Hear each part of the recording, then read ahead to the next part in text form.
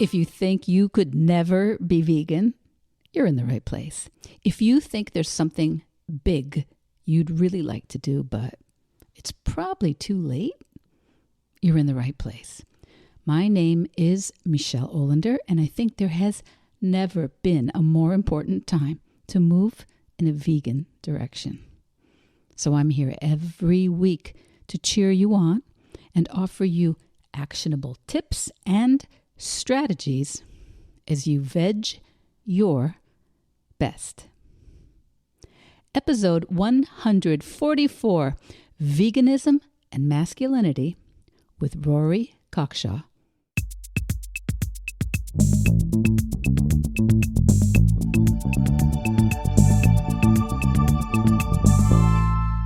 Happy June, kids. Happy June, my Veg Your Besties, my favorite month.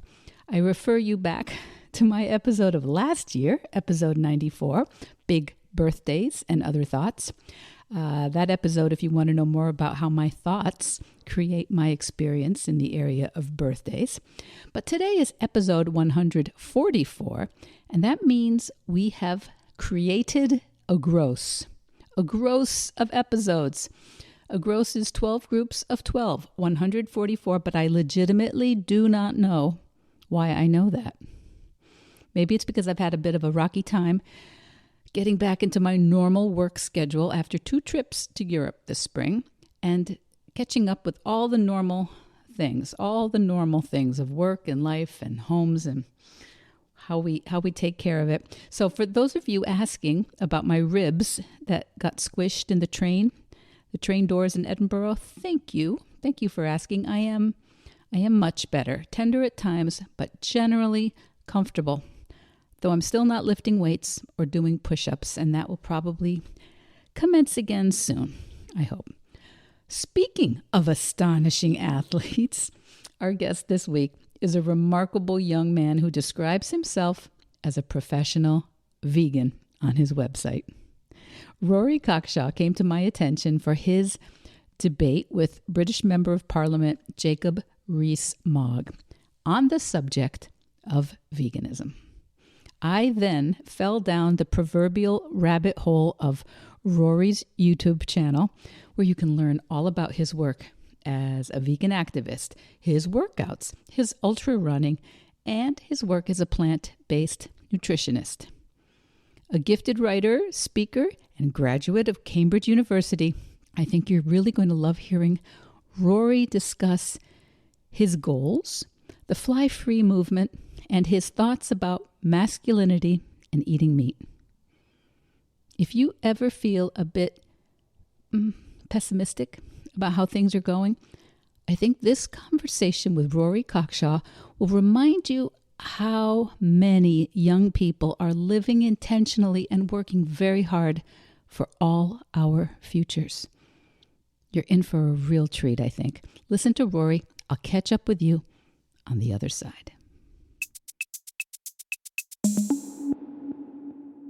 Rory Cockshaw, welcome to Veg Your Best. Thank you for having me. I'm really delighted to have you on. I'm glad to be able to introduce you to some of my listeners, some of whom I would say we're about close to 80% U.S. listeners for my podcast, but there's a whole component of Canadians and UK listeners and some stragglers in some other countries too. Yeah. So we need to define some terms. We will, because you came to my attention through your conversation that was recorded and went quite, I think, viral. I think that's the term, with Member of Parliament Jacob Rees-Mogg. So I want to find out how you got there. Why you were talking to Jacob Rees-Mogg about veganism. So give me a little background how that happened.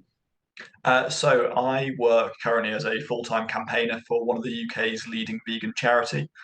You can probably tell by my tones and inflections that I am a Brit from across the pond. And so, yeah, I went, we essentially got a call in at work saying, hey, Jacob Rees-Mogg, and I'll give some background on Jacob Rees-Mogg in a sec. Jacob Rees-Mogg would like to talk to one of our Viva campaigners on TV, and our PR manager turned to me and said, hey, Rory, do you want to do it? And I was like, yes, of course I want to do it. For people who aren't sure why I was so keen to go and talk to Jacob Rees-Mogg, he's a politician here in the UK, member of Parliament, as you said, and he's kind of referred to as the honourable member for the 18th century. He's the kind of person. He's also called the haunted Victorian pencil, which is my favourite description of him. He's quite tall, very slender, and is the kind of person who really presents himself as if he's from the 18th century. And he does this quite knowingly and explicitly. He will be walking around London in like a top hat, and it's literally like you've plucked him from a storybook that Charles Dickens would have written a while ago. So he's an interesting character, to say the least. He's also very, very well spoken. He's a very intelligent person, to be fair. And so I really wanted to go on because I knew that he was not somebody who was going to be supportive of veganism, and his audience as well is very much not the kind of audience you would expect to be amenable to a vegan like me coming on. So I got the train to Westminster from so where the UK government is based. Got the train to Westminster that day, that afternoon, and ended up in the evening on Jacob Rees-Mogg's talk show. And yeah, the rest is kind of history, I guess. So not a lot of preparation time. No, the one bit of preparation that I did do was I was given a heads up actually by somebody who said, by the way, Jacob Rees-Mogg once used this phrase, and the phrase is "tempora mutantur et nos mutamur in illis," and that means it's Latin, of course, and it means times change and we change with them. And this was Jacob Rees-Mogg's first ever tweet when he opened his Twitter account because he's such an 18th century gentleman. He wasn't on social media or anything, but when times changed and became more important, he opened his Twitter account on July 15th, 2017. Still remember it. And he posted this as his first tweet. And so I went on the TV show, and on the train there, I was reciting this Latin to myself to make sure I didn't forget it, to make sure I got it right. And then on the TV show, I opened with that. I quoted himself back to him, and said essentially the point was the climate is changing because this was all climate focused, surrounding veganism. The climate is changing. We need to change with it. We need to change our diets, become more plant based. And he really liked, to be fair, he really liked that I knew his first tweet and was talking to him in Latin. That kind of tickled his fancy, and the interview went pretty well from there. I agree. I thought it was very disarming of you, and I do feel like he was fairly well behaved. Yes, yeah, he was. And he didn't speak over you, and he let you, as far as I think I saw right to the end, he let you make your points. And exactly. I'm going to put a link for the listeners to watch that or listen to that video, because I do think you make all your probably most of your most important arguments of why people should consider. And so let's talk about that. Why should people consider veganism? And especially, my listeners are typically women, and a lot of us have men in our lives who are offering some pushback, if that's corporate speak, about the concept of eating fewer animal products. What do you have to tell us about that as a young man and an active young man yourself? So I would say that the essential argument for veganism is the same for anybody, male or female, wherever you're from in the world. And this essential argument is actually, for me, it kind of takes precedence over and above veganism itself. Veganism is kind of a result of this philosophy. And the philosophy is summarized in a very easy statement. And the statement is that we ought not cause unnecessary suffering to others. And this is the case anywhere, and it's not a controversial thing to say. And in fact, if you think about it, most people are going to agree that causing unnecessary suffering is generally wrong. So, for example, if you're walking down the street and there's a homeless person outside of a shop asking for money, you're not going to walk past and kick them because, well, one, they don't deserve to be kicked, of course, but two, you're just adding to their troubles. They're clearly a sentient being in need of help. You're not going to make things worse for them. And this is the case everywhere. You're not going to randomly stab somebody or randomly lock somebody in a cage just because you might like it, you might enjoy it. Because these are sentient beings that we do not want to harm, and causing unnecessary harm to them is simply wrong in every case. When we apply this to dogs and cats, people are still in our favour. When we say, "Oh, I'm not going to go and beat a dog today," people are like, "Well, great. Why would you?" But when we then apply it to other animals, to cows or pigs or whatever, you say, "Oh, I don't eat those animals because they are their own beings. They don't need to suffer, and they have their own rights to exist, just as we do. It's our planet; it's theirs too." people are suddenly like, oh wait, you're forcing your beliefs down my throat. You're taking away my right as a human to choose what I eat. I actually fundamentally believe that we all have a right to choose what we eat, but we do not have a right to choose whom we eat, and that's a very distinct difference for me.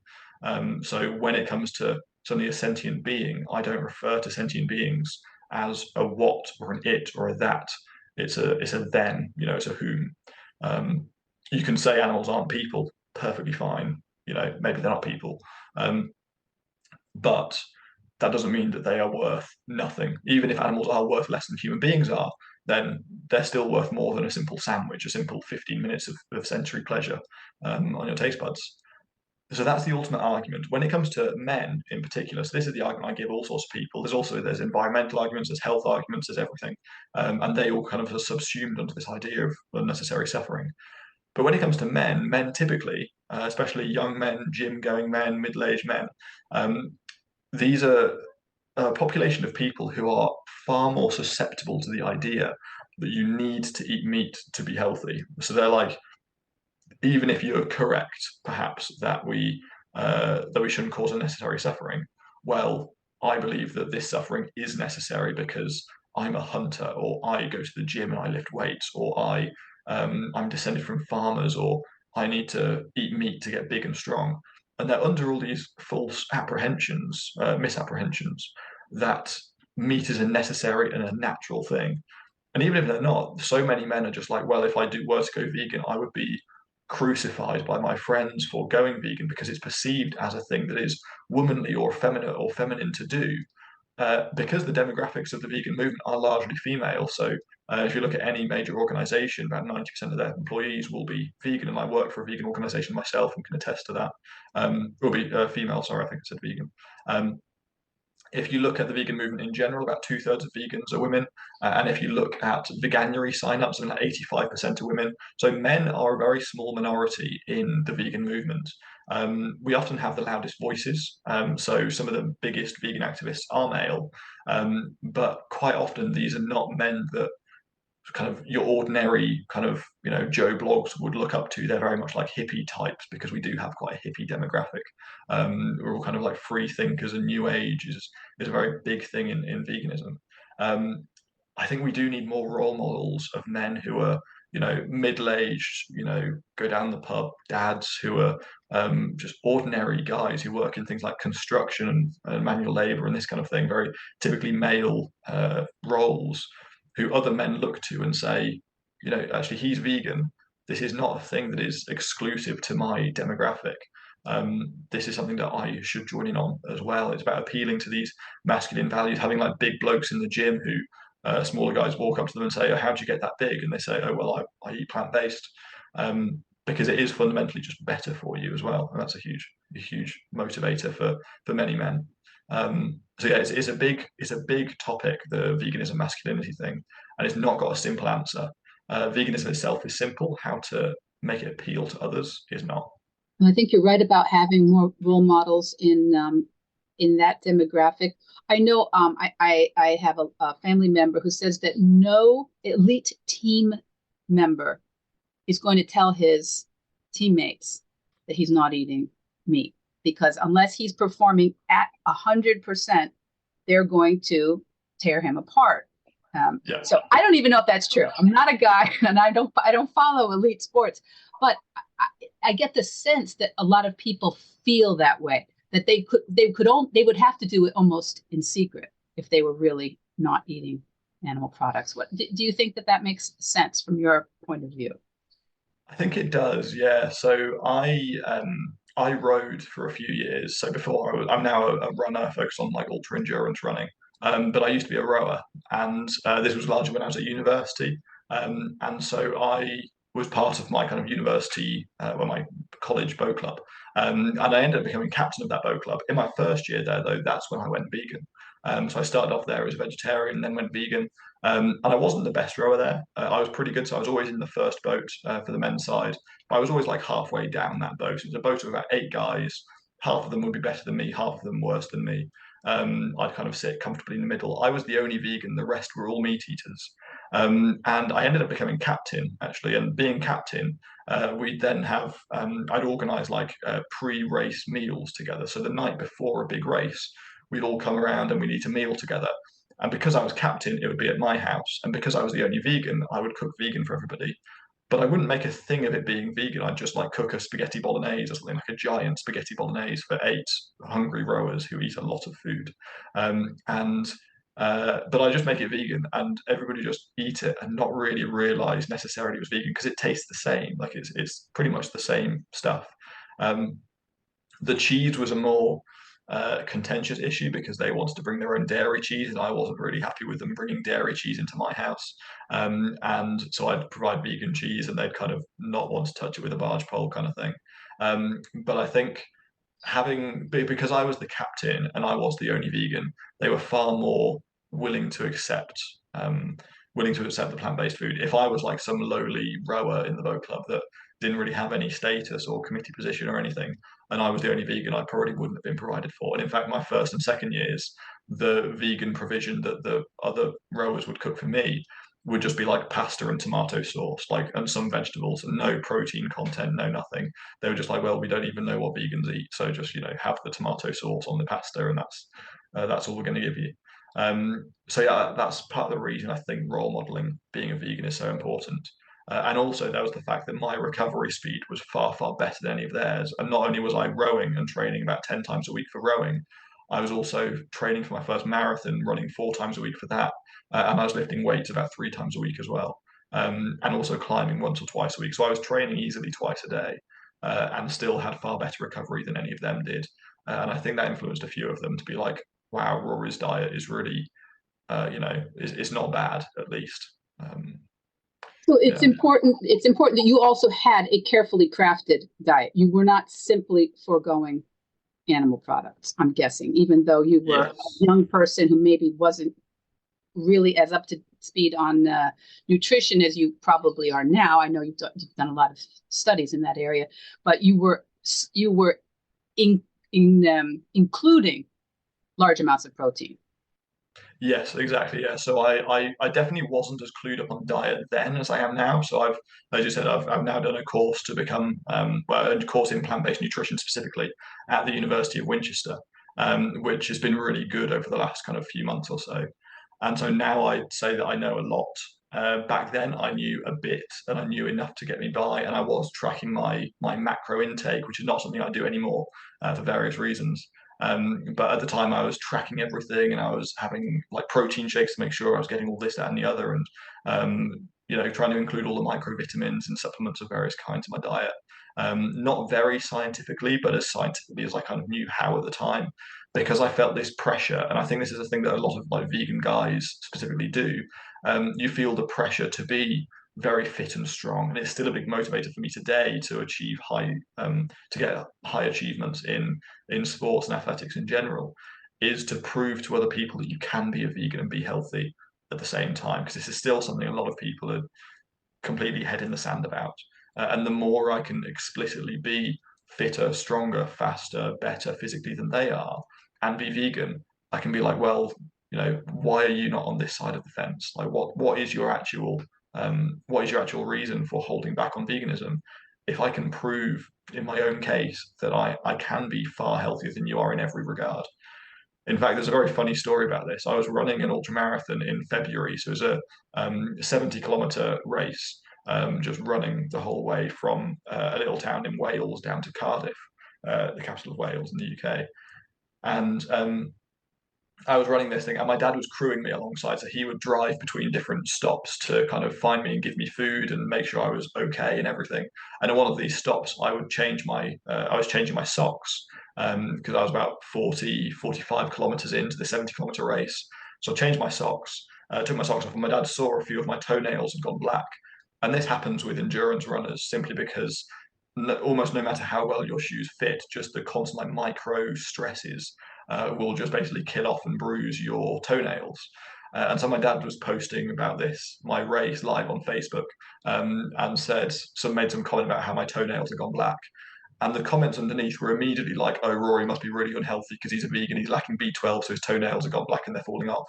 And it's like I'm literally like more than a marathon into this ultra marathon race, and you're telling me that I'm still unhealthy because my toenails have gone black, which is something that every endurance athlete gets.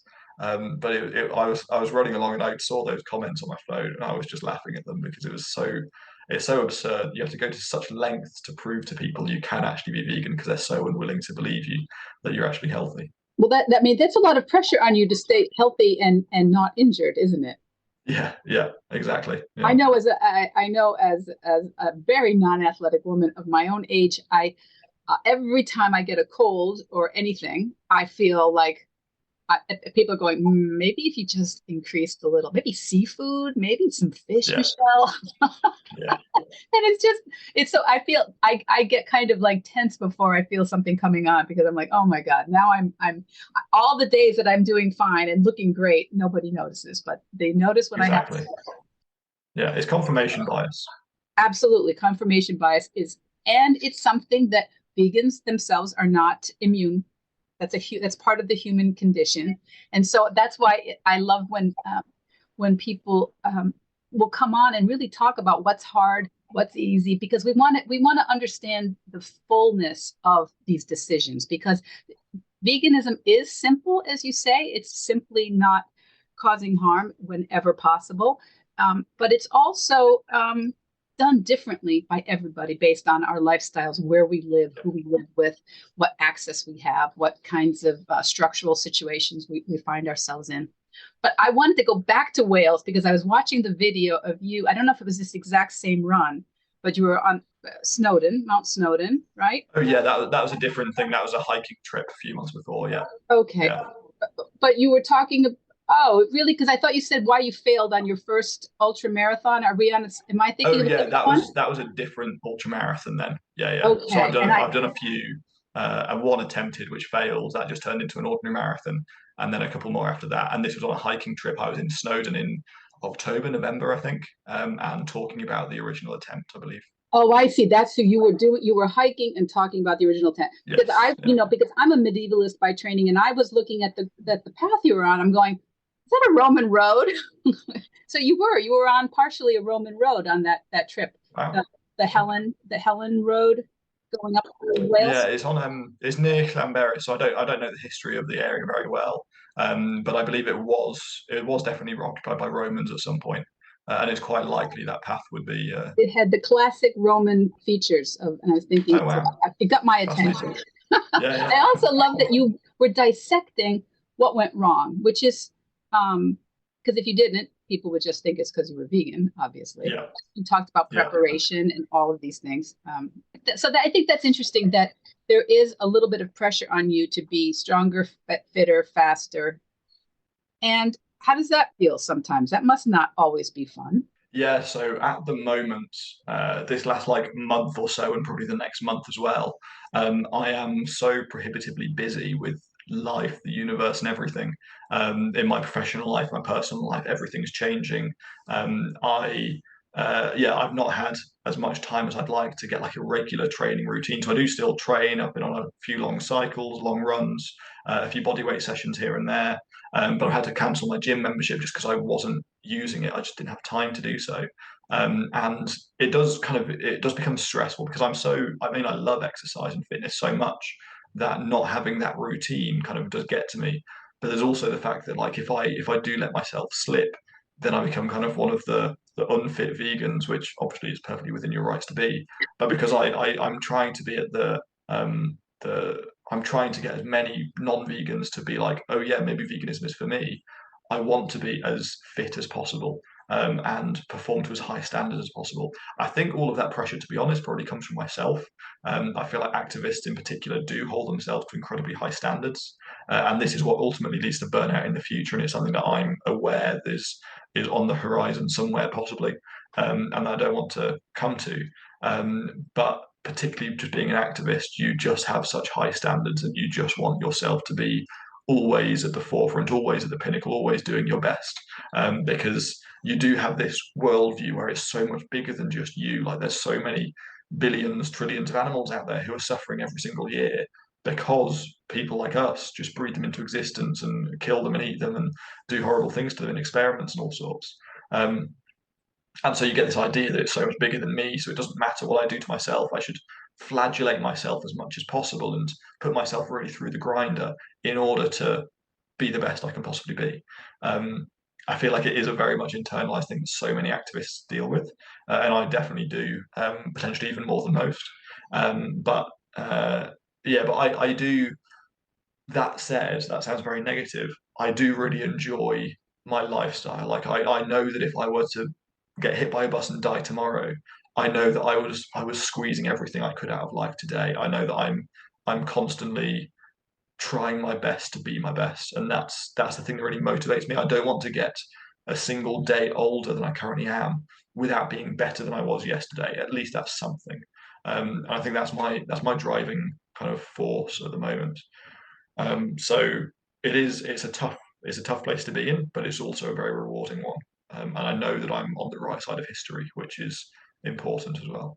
Yeah, well, that is very validating. And I think it is a beautiful thing. And it's also not required of all vegans.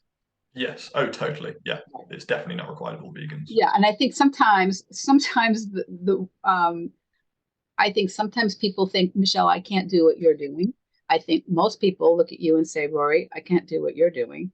But it doesn't mean that they can't make their own decisions to cause less harm and suffering, and it will help them. It will support them in many ways. And you're showing that you can really be very, very active, far more active than any normal person with a vegan diet. So you're not putting yourself in harm's way if you're thoughtful about the way you craft your nutrition. Now, that is something you're starting to offer people, right? You're starting to offer your advice to people about how they craft their nutrition and how they train. That's a newish part? Yeah, so this is a new direction that I'm going in. So I said at the beginning of the podcast, I'm a full-time campaigner for a leading vegan charity here in the UK. And I'm actually leaving this charity kind of over the summer in order to go and build my own business. All very good terms and everything. It's a decision that I've weighed up a number of different factors and figured now is the time more than any other time to go and venture out on my own and try and do things that I've always wanted to do but never really had the equipment or the skill set. It actually started because in September I was out cycling and was hit by a car and thrown on my head, fractured my hand, and all this was perfectly fine, funnily enough, except for my fractured hand and a bit of a concussion and lots of bruises and scrapes everywhere. If I wasn't wearing my helmet, apparently I would have died, and that made me realise I could literally die at any point. And so that's why it's that factor back in the back of my head saying I could die tomorrow. I want to be as proud as I can be of today. And so that meant the insurance money I got through, because it wasn't my fault in the slightest. The insurance money I got through from the payout I then used and put straight into training to become a personal trainer and a nutritionist. So I finished the nutritionist course recently, and I'm nearly done with the personal trainer course as well. And this is going to give me a skill set and an expertise in particularly, I want to be helping vegan activists, vegans in general, but vegan activists are often so bad at, I guess, looking after themselves because we have this worldview where we're such a small cog in such a large wheel, trying to make all the change we can. I want to be offering my help and my support to people who are kind of maybe on the brink of burnout or vegan activists kind of pushing themselves as hard as they can to also look after themselves and also to do so for the animals, because the better you look after yourself, the better you're able to serve the animals, to serve the planet, and to serve each other. And so that's what I'm starting to do. I'm now actually the club nutritionist for Vegan Runners UK. So Vegan Runners is a UK-wide club with kind of factions, little punnets of vegans all over the country. It's a really, really lovely community, about 5,000 or so people.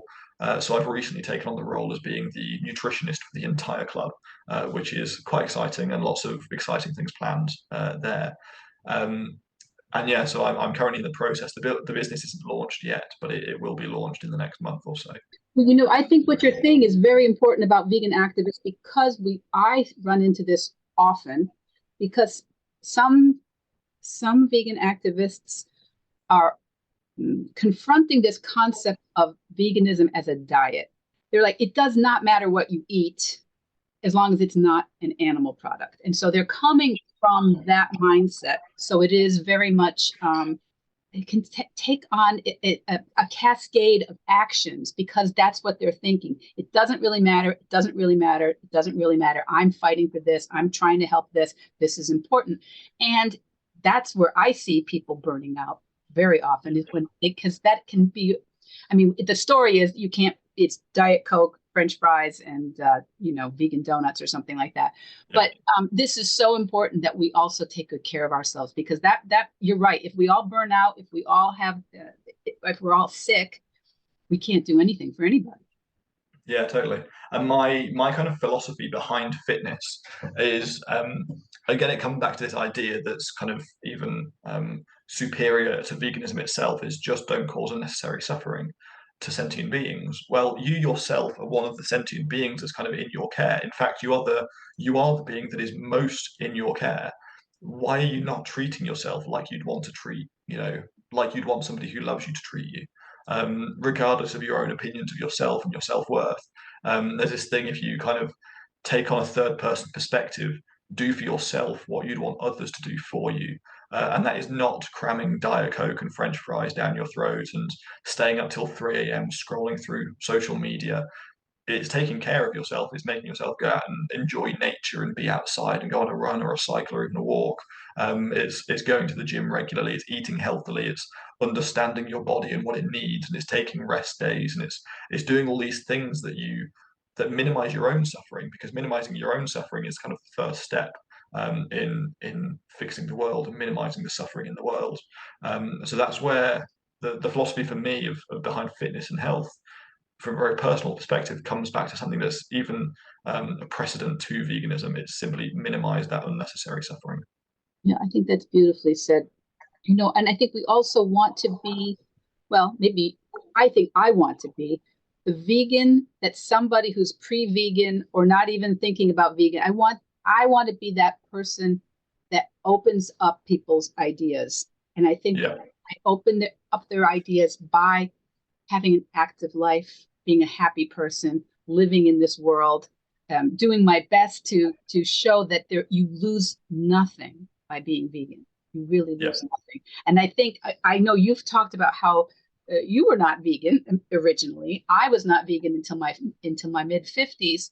And I thought I would lose. I thought that my family would lose options, my lifestyle would lose options. And so I feel like I need to be that person who shows we lose nothing by being more compassionate on these topics. Absolutely. And there is so much to gain. I think I said this to Jacob Rees-Mogg in that interview. Before I went vegan, I would just eat the same like 5 different kinds of animals on rotation, grate some cheese on top of them, maybe have some pasta underneath them, but that was like all I'd do. A few veg, potatoes here and there. Now there's so many ingredients in my diet that I just never had before, never knew to enjoy. Chia seeds, you can do so much with chia seeds, and they're like one of the best things for you. And I didn't even know what a chia seed was. I don't think I'd ever heard of chia seeds before I went vegan. There's so many ingredients of foods and recipes and meals and cultures and cuisines out there. Nowadays, I cook, one of my favorite meals is a Gambian dish called a domoda, which is like a peanut butter stew. It's incredible, and nobody knows about anything about Gambian food. It's only something I discovered because I went vegan, and I was like, well, I want to like broaden my diet. I don't just want to have like the same old burgers and hot dogs and stuff on rotation. I want to have something exciting and new, and it's such a good excuse to learn all these amazing things. So I'm a big proponent of a Gambian stew. That's marvelous. I have heard about. I didn't know the name of it, but I know that peanut kind of vegetarian stuff. So, one of the things I know you've talked about recently is a little bit complicating for a lot of us who are just leaning into veganism, and it is the fly-free concept. And I know that some people are saying, Michelle, okay, you're taking away my burgers, you're taking away my cheese, and now I can't fly. So it's all a process, and it's all a leaning in. But talk to me a little bit about why, as a vegan and why as somebody who's a compassionate person, that you are encouraging people to limit the amount they're flying. Yeah, so this is something, and actually I remember my first thoughts about going flight free were 2 years ago in the summer of, I guess, 2021, I think. It was just after the pandemic, and obviously I hadn't flown anywhere for a few years because the pandemic was a thing. And I went on holiday then to Slovenia, I think. Yeah, it was Slovenia that year. So my mum and her side of the family kind of do a holiday each year, and I joined them. And went to Slovenia. On the plane back, I was already by this point I was a vegan, and I was increasingly concerned about the environment. And on the plane back, I wrote an article for my blog because I kept a blog which had quite a big readership back in the day. I wrote an article for the blog, and it was something like a farewell to flights or something. I can't remember what the title was, and I actually never published it because I was kind of in two minds. I had this really strong urge as an environmentalist to stop flying because I knew some of the data, not very much, but I knew enough to say this isn't really something I should be doing. Like I should be putting my care for the environment above my want to go on holiday via plane. That was just obvious to me. But at the same time, I just wasn't clued up enough, not educated or not empowered enough to actually make the jump and go fly free. So I never ended up publishing the article. Um, a year later, then I then did the same thing, still kind of in two minds about should I be flying, should I not be flying. This was actually just last summer, so about 11 months ago. I joined my family on a trip to Portugal for a week or two, and I was on the plane there again, thinking I shouldn't really be doing this. And actually, the kind of turning point in my life, the crux of this matter was I just started my job last year at this vegan charity, and the first thing I'd done was go away for about a week with the charity, traveling all over the country, giving out free vegan food and encouraging people. The aim of this campaign was to think about the environment. So I was telling people, hey, we should be, taking care of the environment, switch to plant-based lifestyle change, one of the best ways we can take care of the planet. And about a week later is when I then flew to Portugal and then flew back again from Spain as we traveled around a bit in Iberia. And I remember again, I got back into the country and I was like, that doesn't feel good. It doesn't feel good going and telling everybody else they should be taking care of the planet by, lifestyle change. And then I've just gone and hopped on a plane to the continent and then back again.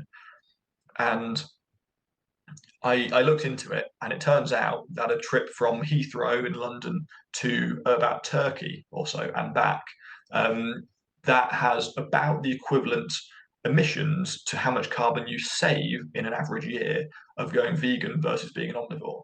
So if you are concerned about the planet and you go vegan, fantastic. That's one of the best things you can do for the environment. And in fact, it's not just about emissions, but it's land use and it's eutrophication, it's all these other stuff as well. But in terms of the carbon emissions of going vegan, after 1 year, if you then go on a celebratory trip to Turkey, for example, and back again, well, now you're back where you were before. Like it's as if you never went vegan in the first place. And the more you fly and the further you fly, the more obviously this cancels out because it's so fossil fuel intensive. And that's literally just for one person in economy class. There are, of course, good reasons to fly. So, like seeing family, for example. I'm lucky I've not got family abroad. I guess you could say lucky. I'm not sure if that is lucky or not. But that means I'm not in a position where I need to like weigh up my environmental principles versus seeing my family. If it were for like healthcare or for love or whatever, it's kind of like I'm not in a position to judge other people for taking flights. I know in the US, for example, it's very difficult to get anywhere without either driving or flying because it's just such a big place, so spread out. In the UK, it's so easy to be flight free. Um, and so yeah, I looked into the data. I also just looked into people because ultimately people make other people change. And there's a really good charity called Flight Free UK, and they've got a pledge where you can say, "Hey, I'm not going to fly for this year because I care about the environment, so I don't want to damage it." And actually, there's a really positive message as well because there are so many beautiful places in the UK. There's Snowdonia, that video of me climbing Snowdon. There's like the mountains of Scotland. There's Cornwall. I hiked around the end of Cornwall with my brother a few weeks ago. There's the Shropshire Hills, and there's the White Cliffs of Dover, and there's John O'Groats, and there's Land's End, and there's the Isles of Scilly and Orkney and Shetland and Ireland, the Wild Atlantic Way. There's so many beautiful places, and you don't need to fly to any of them. And you can still go to Europe. I'm actually going interrailing this summer, so I'm getting on a train and going around Europe, and the carbon emissions are like a couple of percent of what they would be if I were to do the same trip via flying. For me, again, this comes down not just to the practical implications of my choices, but to the underlying philosophy. And even as somebody who cares fundamentally about, I'm vegan because I care about animals. similarly, I only care about the environment because I care about the sentient beings that live in it, right? I'm not an environmentalist when it comes to Mars. Like, I don't care what happens in Mars's environment because the Martian environment is not home to trillions or quadrillions of sentient beings who will be harmed if the environment on Mars changes by a few degrees Celsius. I don't think anything would happen if Mars changed by a few degrees Celsius. I do care what happens here on Earth because fundamentally, the Earth is home to animals and to humans and to such an array of complex sentient life that by us simply going on holiday a few times a year or even once a year and emitting such great quantities of carbon, we are damaging those sentient beings. We are harming them and we are harming their chances of living a good life. Um, so that's why I became increasingly interested in the flight free movement. And actually, it's one of the easiest things you can do, especially if you're in the UK like me and you don't have any ties familial wise or healthcare wise to places abroad. It's pretty much the easiest thing you can do is just not fly to your next holiday. Choose a holiday location that's somewhere else. Um, so that's why I became so interested in the fly free movement. It essentially is again, it's about minimizing the harm you cause, and it's also a super easy and super exciting and positive change to make, where you start to discover your own doorstep instead of somebody else's. Yeah. Well, I think this is so interesting, and it is in keeping with what I noticed when I became vegan is we start to see other things that we never saw before. And they were there. It wasn't that they appeared, but we start to see ourselves as having more agency than maybe we thought we had, having more options, being in charge of our lives just a little bit more than we thought. And it is also a very uncomfortable position, I think, for a lot of people, myself included. You talking about fly free is giving me agita. And I have actually a trip coming up in about 10 days to the UK. We will be taking trains all through. We're flying into Edinburgh, and then we're taking trains to Holy Isle, Lindisfarne, and London. And so, yes, your country is probably a bit more suited to train travel than the US. We don't have totally, yeah, most train, but that's not the point. The point is for us to keep thinking about where could we make a better choice, where could we make a more compassionate choice. And you talk about another issue that sometimes I think people find uncomfortable. And I've heard you explain it very beautifully, and I want to respect your time, but I think we have time for you to discuss it a little bit here. Many people say, listen, you don't get it. Meat is my culture. Animal products are my culture. Fishing is my culture. This is my culture. And you really have a nerve talking about what you're saying is disrespectful to my culture. And I know you've spoken a little bit about that. Is that something you could give your perspective on here? Yeah, totally. Just coming back for a very brief few seconds to the US and the flight situation there. The reason that people have to fly around the USA is because, I mean, there are really no very good long distance trains that are accessible to people because the aviation lobby was so powerful that they actually stopped the development of trains and railways across the country. So just an interesting trivia fact there. In terms of saying, yeah, meat is my culture and animal products are my culture, it is true, and it was true of me as well. And this was the reason that I ate meat and dairy and eggs and fish and all the rest of it up until I was 18, 19 years old, is because it was so deeply culturally ingrained. And it's an understandable thing, and it's a very powerful force in our lives. Even if we don't explicitly acknowledge culture as being the reason, fundamentally it is in most cases. But then there's other things that are cultural as well. So, for example, we hear this term lad culture all the time nowadays. Um, and lad culture is this kind of, you're young, you're a man, you're going into nightclubs and treating women in a particular way as kind of objects or pieces of meat rather than, ironically, pieces of meat, rather than as, individuals, as beings unto themselves.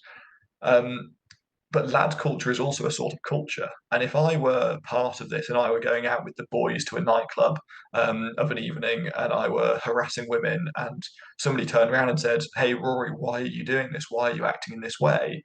And I said, "Well, it's my culture. This is how I've been raised. This is what the people around me are doing.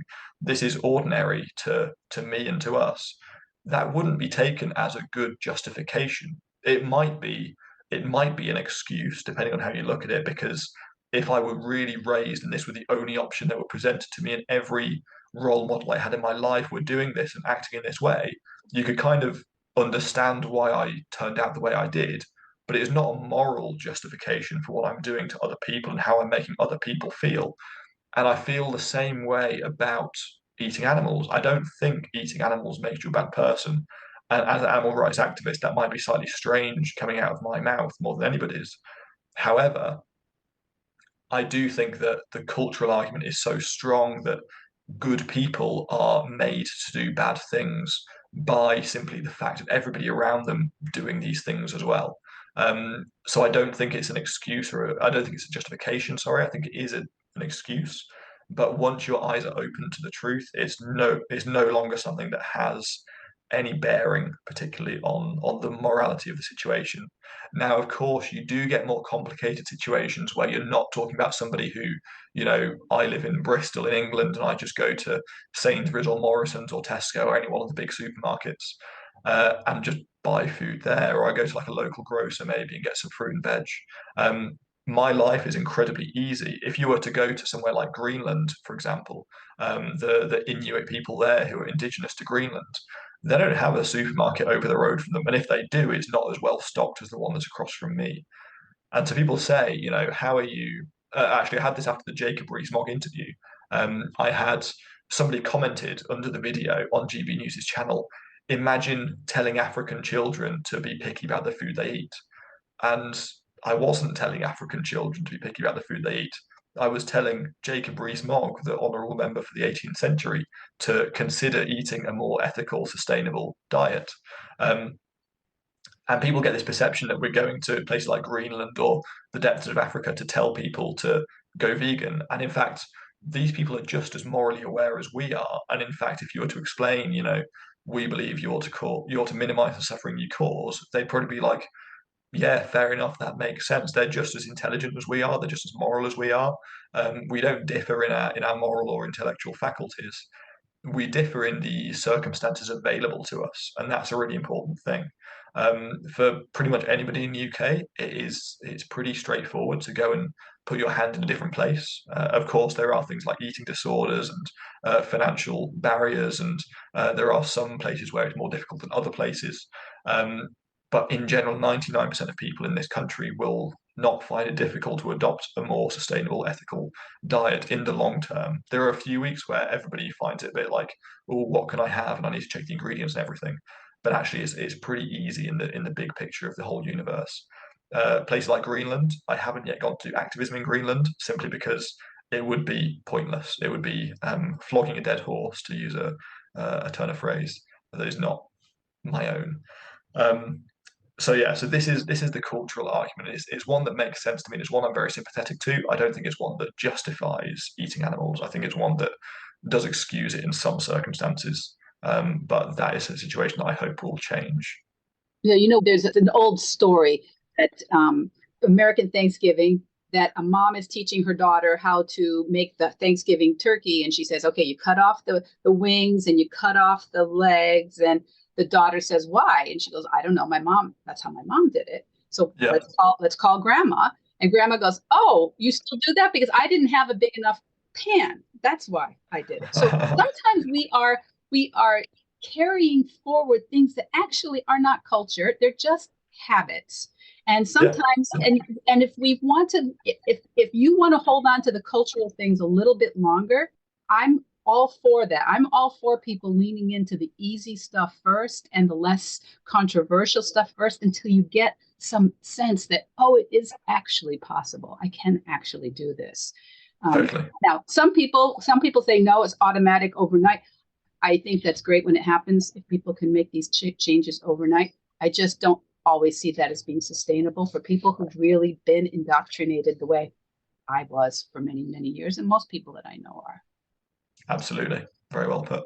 Well, I think it's wonderful that you are doing your work. I want you to come back when you've got your business ready. Your website is already very beautiful and interesting, and you have links to many of your writings. You did a TEDx talk, right? That Yes. people can get the transcript of, and I bet you somehow we can get them a link to the TEDx. I know you don't have Yeah, it. so it's actually owned by TED, so I have no rights over the link, and it was about 2 years ago now, and they've not published it, so I have a feeling they're not going to, Oh, sadly interesting. enough. So yeah, so I've actually got no right over the talk. I do have a number of other talks which are available on YouTube, which we can put a link to instead. Yeah, I think that will be great. I think everybody would love to get to know you better, and your work is so well reasoned. You are, for all of us who don't want to have a debate with a member of parliament or anyone else, I appreciate that you do that. So I'm Thank you thanking you very much. personally.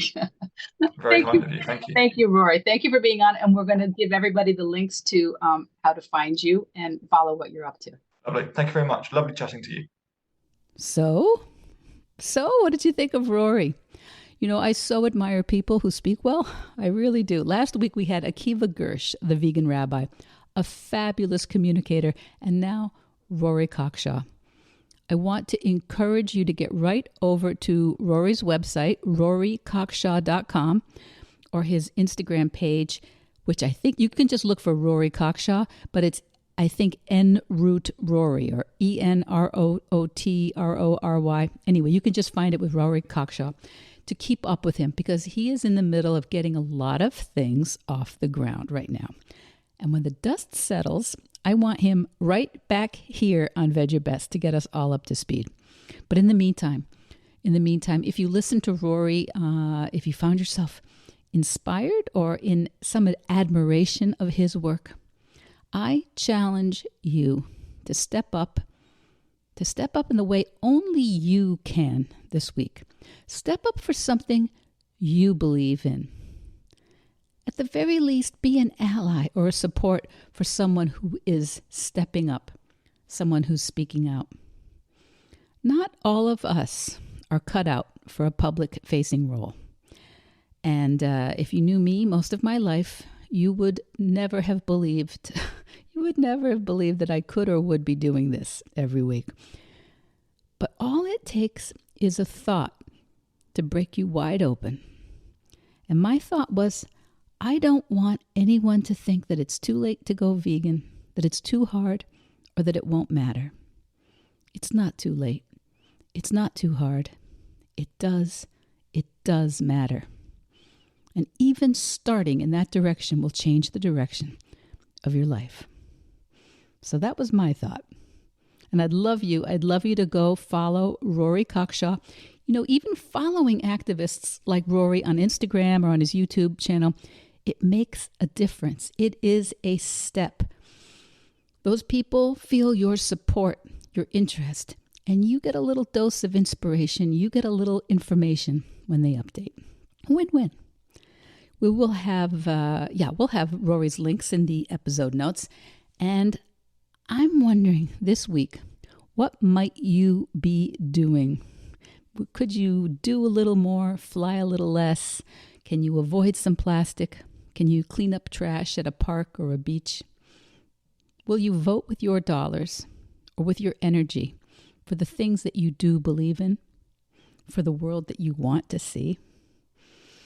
Will you make a stand for the kindness and the compassion you yourself would like to experience? I mean it. Every little bit matters. I believe that. Okay, kids, I'll see you next week, as always. And until then, Vedge your best. Vedge Your Best podcast production, music, and editing by Charlie Weinshank. Thanks, Charlie.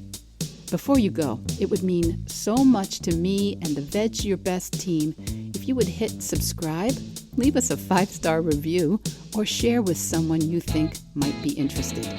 Something about algorithms, it helps bump us up a little in the rankings, and that's the best way to help others find the podcast and for us to find our audience.